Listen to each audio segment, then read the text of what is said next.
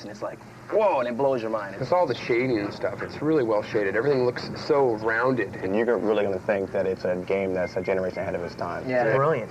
Last-second timing stuff in there where you have to jump real quick. I think a lot of people are going to be surprised at the kind of game that Donkey Kong Country is.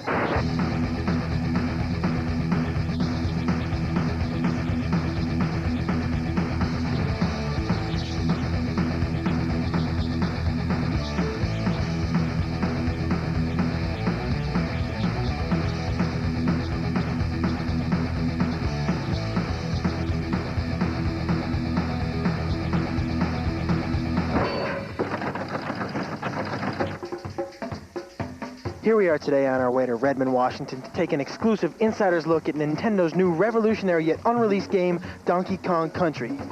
Where do they get a load of us? Guys, we finally made it. Nintendo of America, the fortress. Let's find out what Donkey Kong Country is all about. Let's go inside.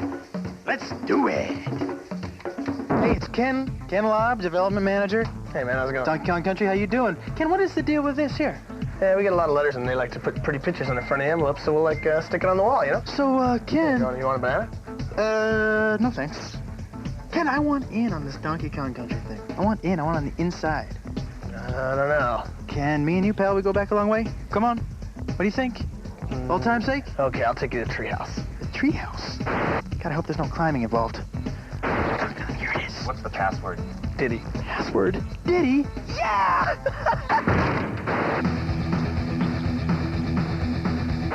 You know, after about 1,000 ditties, we finally get into the treehouse. We're gonna say hello to Tony Harmon. He is the product development manager here at Nintendo. Tony, how you doing? Pretty good. Welcome to the treehouse. Thank you very much. And I want to know the story behind the game. You're here to talk about the story. I'm the wrong guy. We need to get Dan here. This is Dan Oster. Oh, Dan. What's up? How are you? Pretty good. Good, Dan. I want to know something about this story. Basically, we had a chance to kind of create a new story for Donkey Kong. We gave him a world to live in, some supporting characters, foremost among those Diddy Kong, the little Kong wannabe monkey guy. Little Kong wannabe? He's a cool little dude who follows Kong around, tries to be just like him. The story actually picks up with Diddy sitting in the jungle guarding the banana horde. No sooner does the storm start, nightfall, Kremlings come, stuff Diddy in a barrel. What are... Kremlings are the tribe of evil reptilian beings who inhabit the island, and they're very envious of Kong's banana stockpile. As we all are. Yes, as anyone would be. Yeah. And they stuff Diddy in the barrel, punt it in the bushes, and grab all the bananas and pick off with the loot. Donkey wakes up and... Next day, Kong wakes up, where's my bananas? He goes out to find him. Rescue his little buddy, find out where he is. But Kong's angry, he's got his little buddy back, but he needs his bananas. So we get the Kremlins, we got Diddy, and we get the big fella. Tony, did you have a favorite character? Are there more characters in this? There's a lot of characters. I like the whole Kong family. We got Cranky. Cranky's the star of the original Donkey Kong game. Still alive, is he? Dad or grandfather played that game. Wow. Then we also have Funky Kong. Funky is kind of the California circuit kind of. Funky Kong. Yeah, he That's runs nice. Funky Flights, and the Funky Flights allow you to fly around to different parts of the game. We also got Candy Kong. Candy Kong is Donkey Kong's love interest. Okay, good. I was wondering, maybe I could take a look at the game?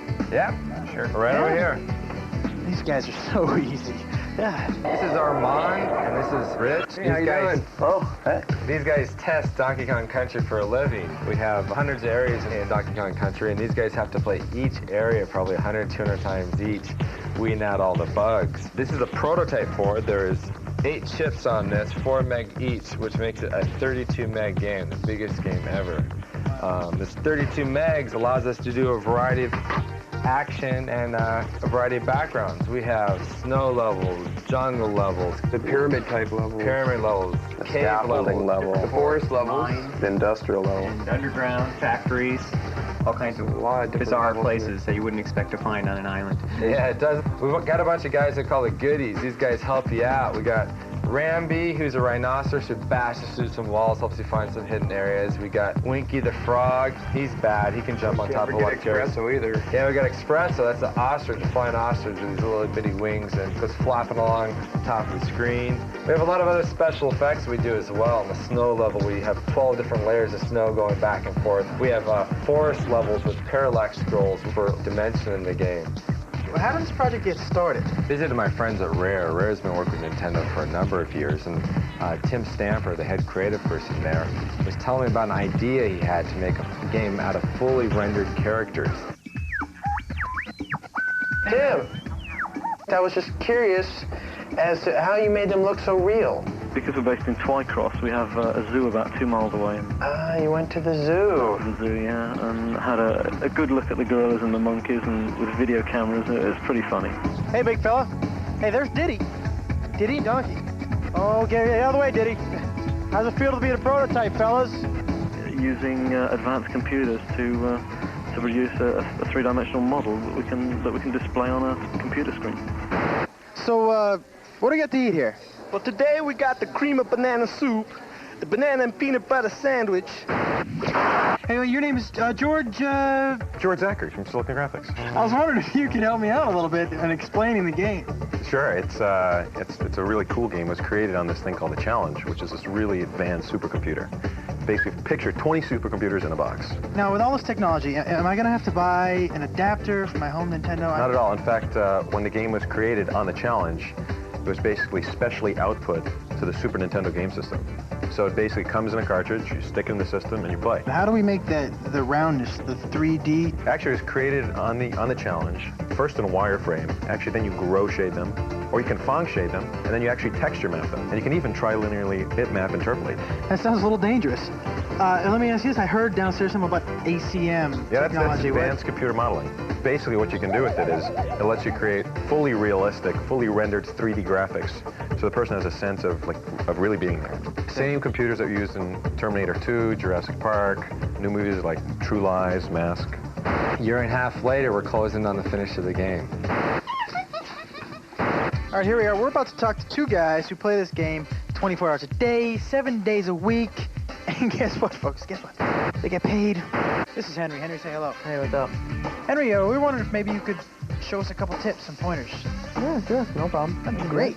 Okay, well, this is the first level, and this is Donkey Kong's treehouse, and that's where we got our name from. And there's a banana arrow on top of the trees when you first start. Donkey Kong can drop down there, and he can knock the keg out of the floor, and he can roll it up against the wall, and bounce back and ride it. Ah. And Donkey Kong will just cruise straight through the first part of this stage, and it's a good way to get people started off. You can just bowl over some of the tougher enemies that might have gave him a problem. Hey, you hungry? You want a banana? No. Well, I guess I could show you something else, too. This is a snow level later on in the game. It is snowing. Donkey Kong can now ride thin barrels and shoot out. And this one part here is a series of barrels, and if you can navigate it properly, almost perfect, and not miss anything, you can score a bunch of free men at the end of the level. A bunch of free men, not just one. A bunch. A blue balloon comes up, and Donkey Kong can grab it. There it is. Is it very hard? It's tough. You got to get it down perfect. And Wow, there it so is. you got a bunch of free men. Let's go talk to Isaac. This is Isaac. Isaac, say hello. Hello. Isaac, I was wondering maybe you could show us a couple more pointers. Possible? Yeah, I can do that. No problem. These guys are great. All right. What do we got? We got more Okay. snow. Yeah, we have more snow here. Okay. What we're gonna do is we're gonna jump on this igloo and use this really slow vulture. It looks peculiar. Peculiar enough to get us into a bonus level. Bonus. And I must say, this is one of over 100 bonus levels. 100 bonus levels. Yeah, and in this bonus level, Not you something have you see in every game. Absolutely. You have to guess which barrel that this golden medallion is gonna wind up in. Like to take a guess? Yeah, the far right. Okay. Oh, you're very good. Very good. Okay, the second tip I'm gonna show you, it involves our little friend Diddy. Diddy. Yeah, Diddy's the cool guy. You walk over to this little thing here, you jump on top of it, you're gonna grab that rope, let the rope take you over, jump right on top of that little stump in the ground, pick up the TNT, walk over to this oil can, blow it up, fall right into another bonus level. Now what you want to do in this bonus level is jump out of this canister here, out of this little can, and grab the balloon. So we have some pointers now. Good thing you came with us, because you learned some things today that, boy, you're not going to learn just anywhere else. You thought it was going to be a waste of your time, didn't you? Fried green bananas, bananas au gratin. Video game music should draw you into the game. In Donkey Kong Country, we had graphics that were way beyond anything else that's ever been done. We were also hoping to get some music better than anything that's ever been done. This music, for example, is very upbeat, fits with the jungle. It's an early level. The level's not very hard. The music is kind of nice. Okay, now here we have the music that goes with the water level. Now, in this level, you've just finished a really, really hard level in the game. We use this music and this fairly easy level as kind of a reward. Because because the music is so good, we're putting this music on a CD. You know, something that's big in Japan for many, many years is game music on CD. Hasn't been a big hit in America because maybe the music hasn't been quite up to what you hear on the radio is every daytime. You're gonna lose it, dude. We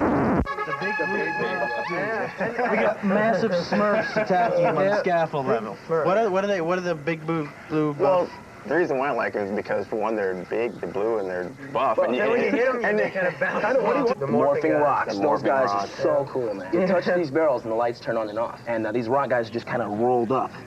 And you hit this light, they unroll and they start walking towards you. It's so cool. And it's And you got to switch them on and off. Sounds a little scary. Yeah, On Guard's the fisher ride, and he just kind of pokes you with his swordfish front and Pokes the bad guys. Yeah. No, yeah. do you guys get to ride? Do we get to ride minecart? Oh yeah. The minecart was a favorite stage. That's your favorite stage? Yeah, it's a pretty cool stage. You're mining. What are we Well, doing? you're on the tracks, a lot of them are broken, so you gotta avoid, you know, a lot of the broken tracks so you don't fall into the caverns. When we put this out, what do you think? What do you think your friends are gonna think about this game? I don't think really you have to tell them all that much. Once they see the pictures, Yeah, they're they're gonna be like, you have to have it, you know it, get it. It's one of those games you don't get bored with. You know, I've played it probably 100 times, over 100 times now, and I'm still getting better. I'm still getting better in stages. There's certain stages I can improve on and keep getting better. I'll tell you what, you better reserve this game before November 21st, because that's when it comes out in the stores. I already got mine.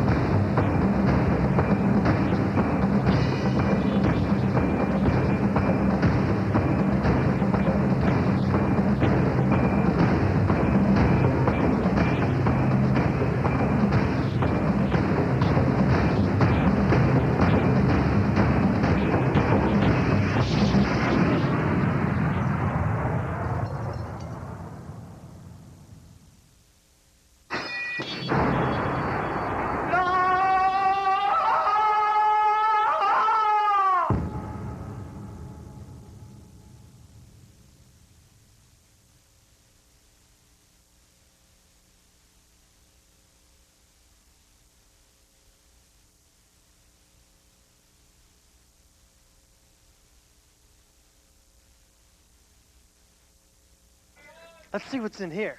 Hey guys, can I ride?